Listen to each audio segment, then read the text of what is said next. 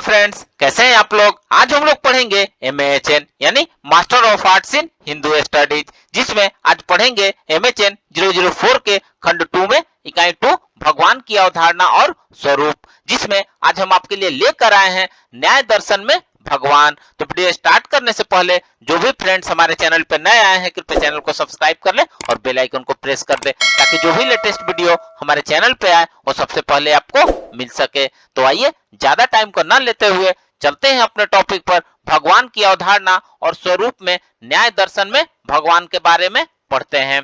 तो आइए वीडियो को स्टार्ट करते हैं। न्याय दर्शन में प्रमाण मीमांसा के बाद दूसरा सर्वाधिक महत्वपूर्ण पक्ष ईश्वर मीमांसा है।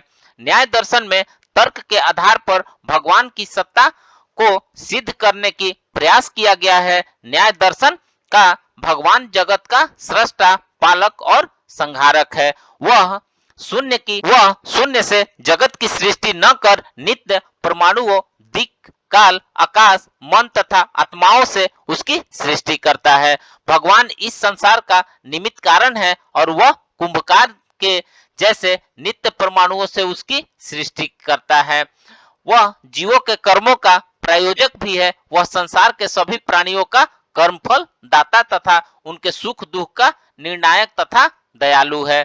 न्याय दर्शन में भगवान को शरीरधारी माना गया है, जो सत्य, चित्त और आनंद से परिपूर्ण है। वह सर्वज्ञ है और नित्य है, परमानंद का भंडार है। भगवान में वैसे तो अनंत गुण है, लेकिन 6 गुण अत्यंत महत्वपूर्ण है, जिसे षड्श्वर्य कहते हैं। ये 6 गुण हैं: अधिपत्य, वीर्य, यश, श्री, ज्ञान एवं वैराग्य।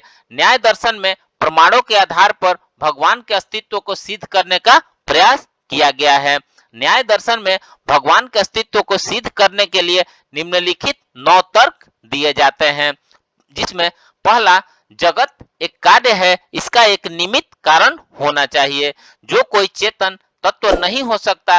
मनुष्य की शक्ति और ज्ञान सीमित होने पर वह जगत का कारण नहीं हो सकता है, अतः भगवान इस जगत रूपी कार्य करने का कारण है। दूसरा है, न्याय दर्शन के अनुसार यह जगत एक आयोजन है और यह जगत जिन तत्वों से मिलकर बना है उसमें अनंत समायोजन देखा जाता है। यह आयोजन एक बुद्धि संपन्न कर्ता की अपेक्षा रखता है, चूंकि सृष्टि के आरंभ से ही एकमात्र भगवान ही बुद्धि संपन्न प्राणी के रूप में अस्तित्व में था, अतः यह आयोजन भगवान की सत्ता को सिद्ध करती है। तीसरा है धारण से भगवान का अस्तित्व सिद्ध होता है। धारण से तात्पर्य है कि यह संसार भगवान की इच्छा से ही स्थित है। भगवान ने इस अद्भुत जगत को धारण किया हुआ है।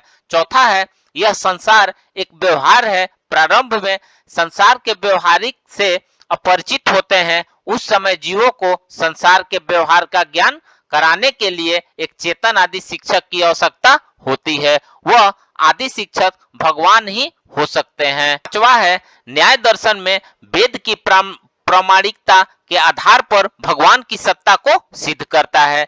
वेद सत्य एवं अखंड ज्ञान है, अतः इसकी प्रामाणिकता का कारण कोई चेतन तत्व है। यह चेतन तत्व जीव नहीं हो सकता है, क्योंकि उसका ज्ञान सीमित है, अतः असीमित भगवान ही वेद की प्रामाणिकता का कारण है। छठा है, श्रुतियां से भी भगवान की सत्ता के लिए प्रमाण है। विभिन्न श्रुतियों, स्मृति ग्रंथ में भगवान के सृष्टिकर्ता, पालक, संहारक और संसार के नैतिक संचालन होने का प्रमाण मिलता है। सातवां है, वेद प्रमाणिक ग्रंथ है। वेदों के विभिन्न भाग है, तब भी उनमें अभिप्राय की एकता है, अतः वेदों के रचयिता कोई सर्वज्ञ हो ही नहीं सकता, अतः वेदों की रचयिता स्वयं भगवान है। आठवां है, न्याय वैशेषिक दर्शन परमाणुवादी है। उनके अनुसार परमाणुओं में सबसे पहले द्वैरुक उत्पन्न होते हैं। द्वैरुक का परिमाण परमाणुगत दिव्य संख्या से उत्पन्न होता है, किंतु इस द्वित संख्या की उत्पत्ति अपेक्षा बुद्धि से ही हो सकती है। यह अपेक्षा बुद्धि भगवान की ही हो सकती है, क्योंकि सृष्टि के आरंभ में एकमात्र भगवान ही अपेक्षा बुद्धि वाला तत्व था। नौवां है, न्याय दर्शन से अदृष्ट से भी मानव की सत्ता को सिद्ध, भगवान की सत्ता को सिद्ध करता हुआ। 9वां है न्याय दर्शन अदृष्ट से भी भगवान की सत्ता को सिद्ध करता है। धर्म एवं अधर्म अथवा पुण्य और पाप के संग्रह को अदृष्ट कहते हैं, जिससे कर्म फल उत्पन्न होता है। सभी जीवों को अदृष्ट फल मिलता है, किंतु अदृष्ट जड़ है, अतः उसे गतिशील बनाने के लिए एक चेतन तत्व अवश्य होना चाहिए। यह चेतन तत्व भगवान है। तो फ्रेंड्स, इस प्रकार से आज हमने भगवान की अवधारणा और स्वरूप में न्याय दर्शन में भगवान के बारे में पढ़ा। तो मिलते हैं एक नए वीडियो के साथ में, तब तक हमारे चैनल पे बने रहिए। धन्यवाद।